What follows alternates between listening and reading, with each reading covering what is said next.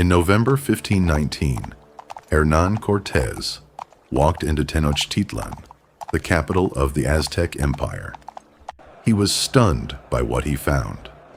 The city's central market at Tlatelolco served an estimated 60,000 people a day. Among the stalls selling cacao, cotton, and maize, vendors sold a dark, pear-shaped fruit the Aztecs called ahuacatl. That fruit was not new. It had already been cultivated in Mesoamerica for thousands of years before a single Spaniard set foot there. So the real question is not when Europeans discovered the avocado. It is why a fruit that old took another 400 years to become a global commodity worth more than $20 billion a year. And whether the value it carries today came from the plant itself or was built piece by piece by people who had nothing to do with growing it. That is the question this account keeps testing. Not what is an avocado, but who actually creates value and who ends up keeping it. Every era below answers that question a little differently. None of them answers it completely. Picture the kind of person selling that fruit at Tlatelolco. Not a merchant prince, a local grower, or the grower's wife, carrying baskets of ahuacatl into the city along the stone causeways that connected Tenochtitlan to the mainland. Spanish accounts describe the market's scale as staggering, with separate sections for different goods and officials patrolling to fix prices and settle disputes. That level of organization did not appear overnight. It was the product of centuries of Mesoamerican urban planning. The avocado grower at that stall was already operating inside a mature commercial system, 500 years before anyone in California planted a single seedling. Start with the fruit itself, because its biology is strange. An avocado seed is enormous compared to its flesh. No bird can swallow it. Most mammals cannot digest it without getting sick. A fruit built like that needs a very large animal to eat it whole and carry the seed away. During the last ice age, Mesoamerica had exactly that kind of animal, gomphotheres, elephant-sized relatives of mammoths and giant ground sloths the size of a small car. Those animals went extinct roughly 13,000 years ago. The avocado did not. In 1982, the ecologists Daniel Jansen and Paul Martin proposed that avocados and a whole class of other New World fruits are evolutionary anachronisms, relics of a partnership with animals that vanished thousands of years ago. Later writers, including the biologist Connie Barlow, popularized the idea further, arguing that a gomphothere could swallow an avocado whole, walk for miles, and deposit the seed intact far from the parent tree. Critics counter that no one has ever found direct evidence, like preserved dung, showing a gomphothere actually ate one.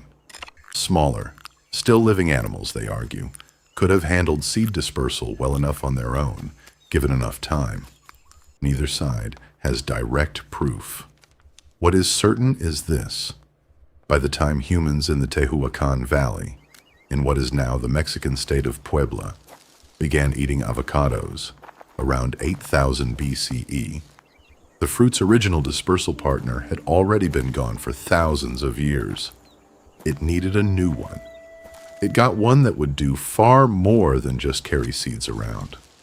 By roughly 5000 BCE, avocado seeds in that same region were growing larger, and rinds were growing thinner. That is the signature of deliberate human selection, not random foraging. This places avocado domestication in Mexico alongside the earliest domestication of squash, and well before maize became a staple crop in the same valley. Genetic studies from the 2000s and 10s identified at least 3 separate avocado lineages: a Mexican race, a Guatemalan race, and a West Indian race, each shaped independently by different farmers in different regions over separate centuries. The point is simple but important. The avocado was not handed to humanity as a finished product. Farmers built it tree by tree, seed by seed, over roughly 5,000 years, using the exact same logic that would later be written into patent law. Find the best individual plant and propagate only that one. Which brings the story back to Tenochtitlan in 1519, and to a detail historians still argue about.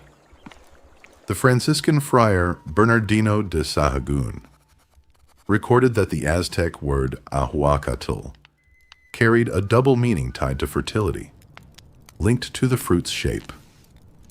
Whether that belief was widespread among Aztec commoners or was partly shaped by a Spanish friar collecting exotic details for a conversion project is genuinely disputed among historians of colonial Mexico.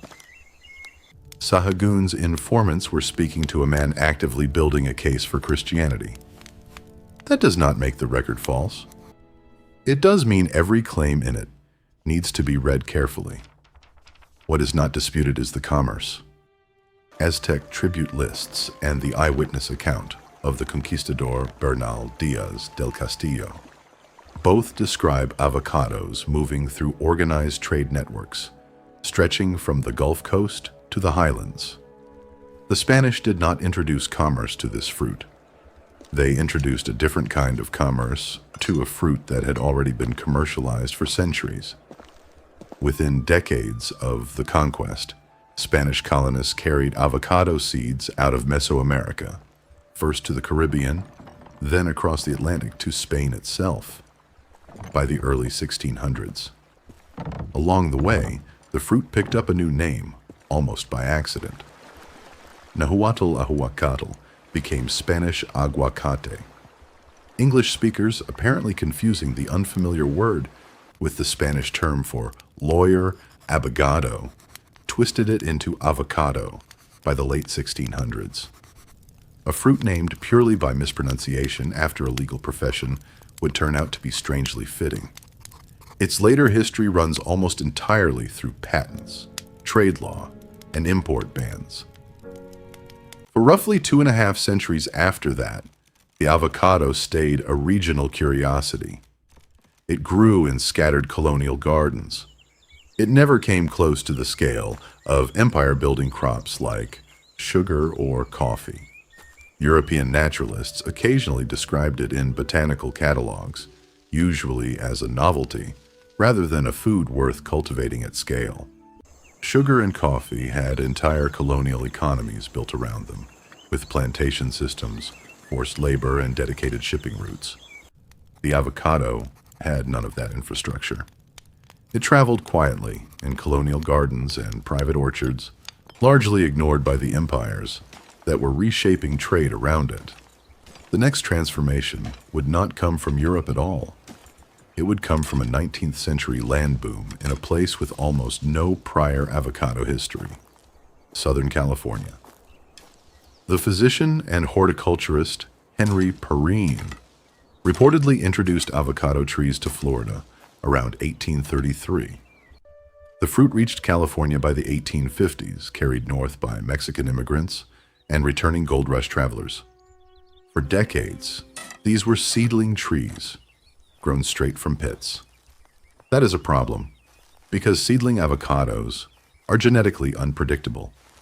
One tree's fruit might taste completely different from its neighbors. You cannot build an industry on that kind of chaos. Growers needed a way to guarantee that a graft from a good tree would always produce the exact same fruit. The technique already existed on citrus. Applying it to avocados took years of trial, failure, and open disagreement about which seedling was actually worth copying.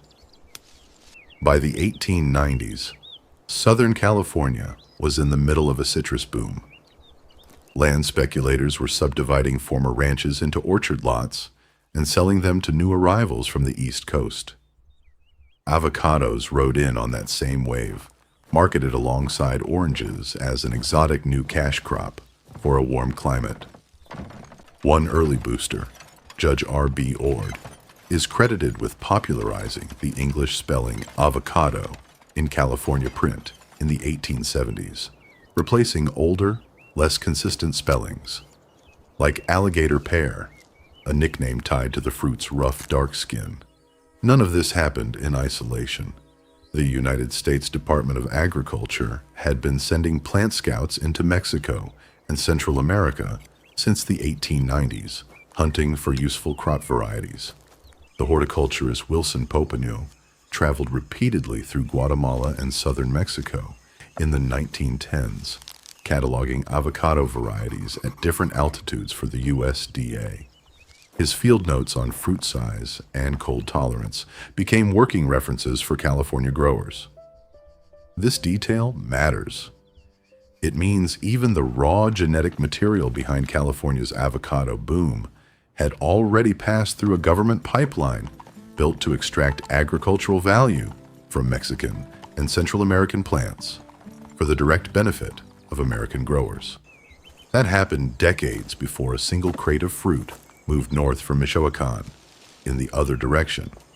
The plant collector Carl Schmidt brought seed from Atlixco in the Mexican state of Puebla to California in 1911. The variety grown from it, called the Fuerte, survived a brutal freeze in 1913 that wiped out many rival candidates. For nearly 2 decades, Fuerte was the industry's default variety. Then, in La Habra Heights, California, in 1926, a mail carrier and part-time nurseryman named Rudolf Hass tried to graft a different variety onto a seedling rootstock. The graft failed. Rather than tear the tree out, Hass let the failed seedling grow on its own. 2 years later, it fruited. The skin was pebbled and turned nearly black as it ripened, unlike the smooth green skin buyers were used to. It also had unusually rich flavor and a longer shelf life.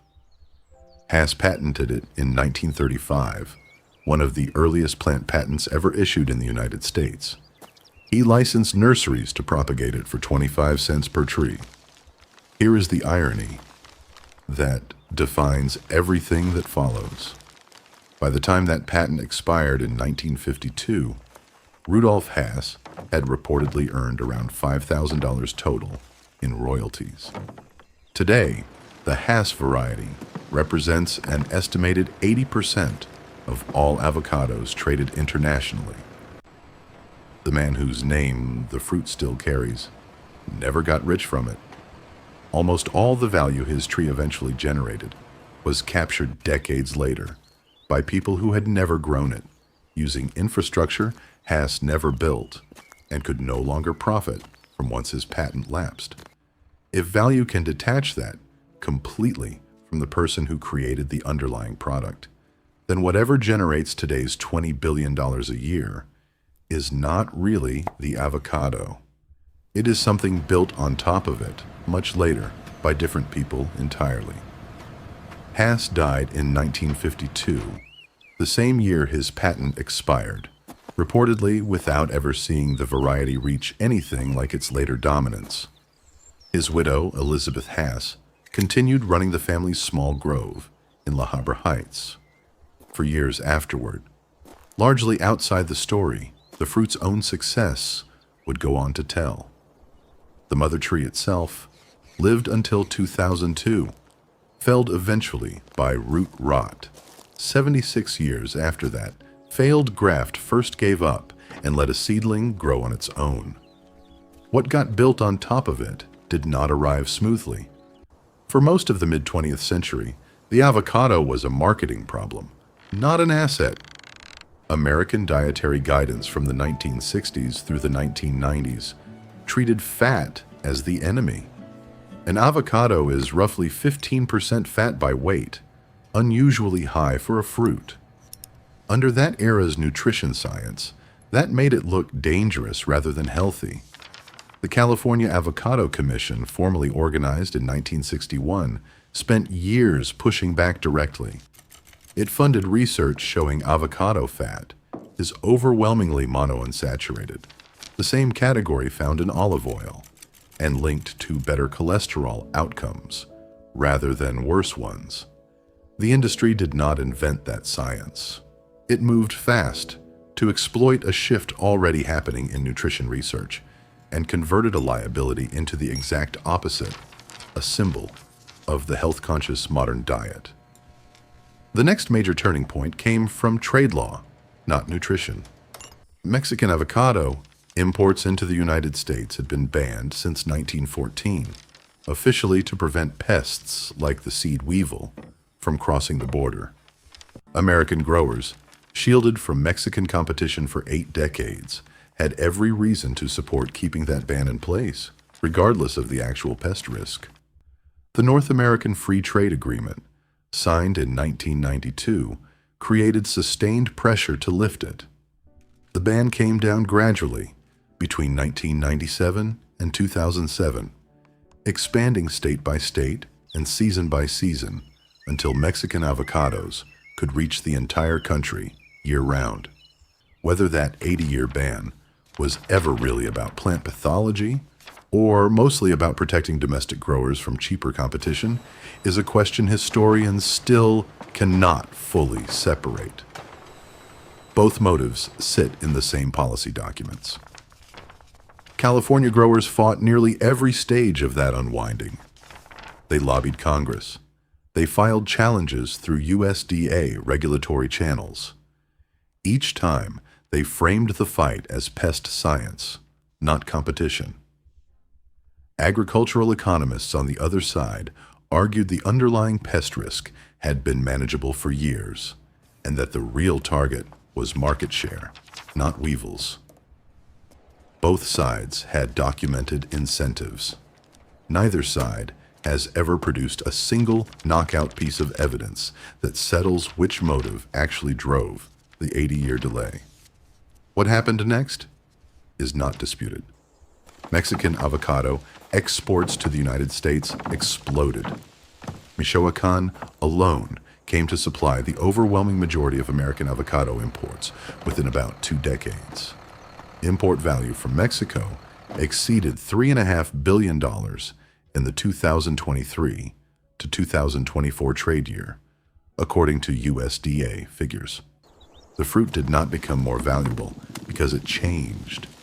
It became more valuable because a legal wall between the cheapest producer and the biggest market came down, piece by piece, through trade negotiation rather than agriculture.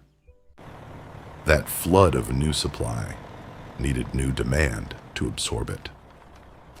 In 2015, the trade group Avocados from Mexico bought its first Super Bowl advertisement, one of the most expensive airtime slots in American media. It was one of the first times a foreign agricultural group, rather than a domestic brand, had bought that slot. The timing lined up with a cultural shift already underway. Avocado toast became shorthand for aspirational, health-branded urban consumption. That phrase collided head-on with a real economic debate in 2017. The Australian property developer Tim Gurner suggested in a televised interview that young people priced out of the housing market were spending money on avocado toast instead of saving for a deposit. Economists disputed the math almost immediately. Even eating avocado toast several times a week for years amounts to a negligible fraction of a typical home deposit in most major cities. The real debate, economists pointed out, was about wage stagnation and housing supply, not brunch habits, but the fact that a piece of produce could become the symbolic center of a genuine housing affordability argument shows exactly how far the marketing had traveled. The avocado had stopped being neutral food. It had become a cultural signal, one that newspapers and talk shows kept returning to for years afterward, whenever the topic of generational wealth came up. The human and environmental cost of that demand surge is where the story turns dark and where the numbers get harder to pin down exactly. Avocado orchards in Michoacan require a specific temperate climate. Growers found it at higher altitude by cutting into native pine and oak forest. Remote sensing studies published in the 2020s estimate thousands of hectares of forest loss directly tied to avocado expansion in that single Mexican state over roughly a decade. Water use tells a similar story. 1 hectare of avocado orchard needs far more irrigation than the forest or seasonal crops it typically replaces. Regional water data has linked that demand to falling water tables and open conflict over shared aquifers. The same pattern surfaced in Chile's Patorza province, where drought and avocado-linked water use became a national controversy in the late 2000s.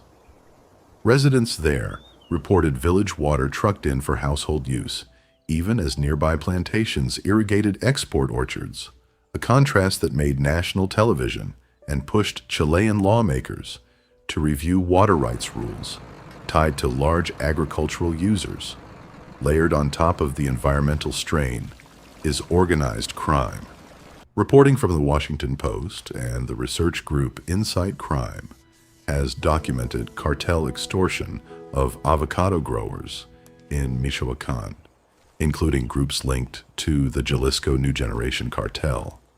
They have taxed the crop. They have seized orchard land. In documented cases, they have used violence against growers who resisted.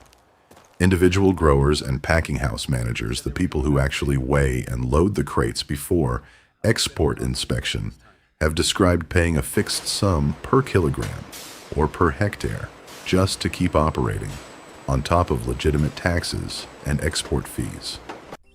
Some formed armed self-defense groups in response, a pattern documented across multiple Michoacán municipalities through the 2000s. That is the origin of the term blood avocados, which entered wider use around 2019.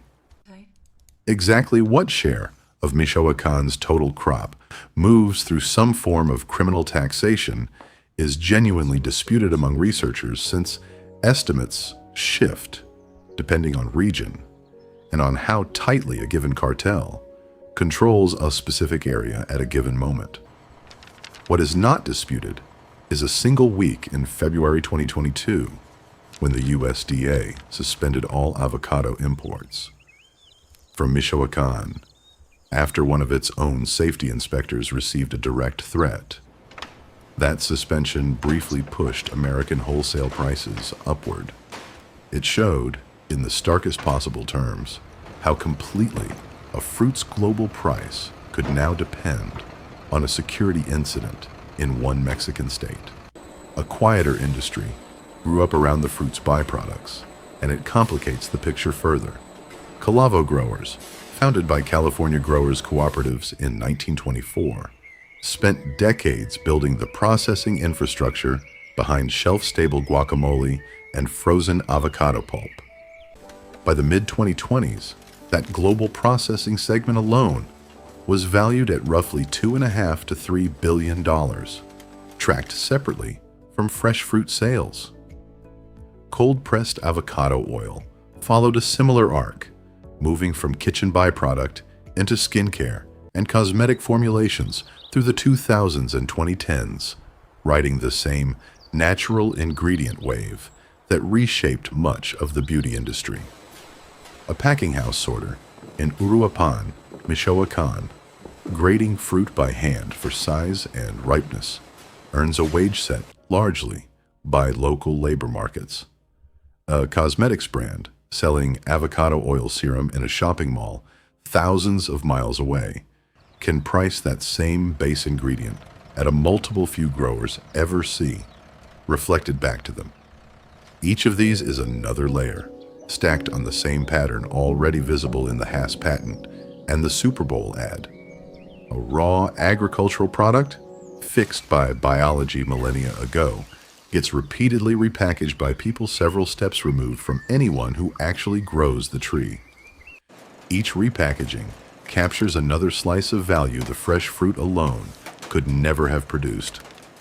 The trajectory since roughly 2010 has been rapid diversification, and that diversification is a direct, documented response to kept the risks concentrated in Mexico. Peru's avocado exports, negligible before the mid-2000s, grew fast enough that by the mid-2020s, the country had become one of Europe's largest single suppliers. Its growing season runs opposite Mexico's, so it fills gaps rather than competing for the same shipping windows.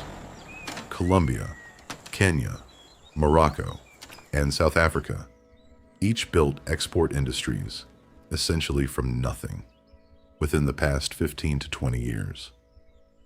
Kenya's smallholder farmers, many working plots under 2 hectares, now supply a growing share of avocados sold across the European Union, a market that barely existed for them a decade earlier. Morocco leverages its short shipping distance to European ports. South Africa exports counter-seasonally into the same Northern Hemisphere winter window that once belonged almost entirely to Mexico and California. Industry analyses from 2025 projected global export volumes nearly tripling between 2012 and 2027, even as costs rose sharply inside Mexico. Michoacan's agricultural minimum wage roughly tripled between 2018 and the mid-2020s. Researchers estimate soil erosion now affects a majority of established orchards there. The long-term cost of decades of intensive, water-hungry monoculture on land not originally suited to it. Market research firms tracking the industry in 2025 and 2026 place the global avocado market's value somewhere between $16 and $20 billion a year. Most projections show continued growth toward, and in some cases well past, $30 billion within the following decade. Those figures shift depending on what each firm counts. Some include only fresh fruit. Others add oil, cosmetics, and processed guacamole. That is a genuinely unsettled question of definition, and it makes any single confident headline number softer than the press releases quoting it suggest. The Netherlands, which grows essentially no avocados itself, has become one of Europe's largest importers on paper, functioning as a trading and distribution hub that reroutes fruit onward to Germany, France, and beyond. The United States remains the largest single importer, and Mexico remains its dominant supplier. But the clear direction of the last 2 decades has been diversification away from total dependence on one country, driven equally by market logic and by the accumulated, well-documented risks of drought, deforestation, and organized crime.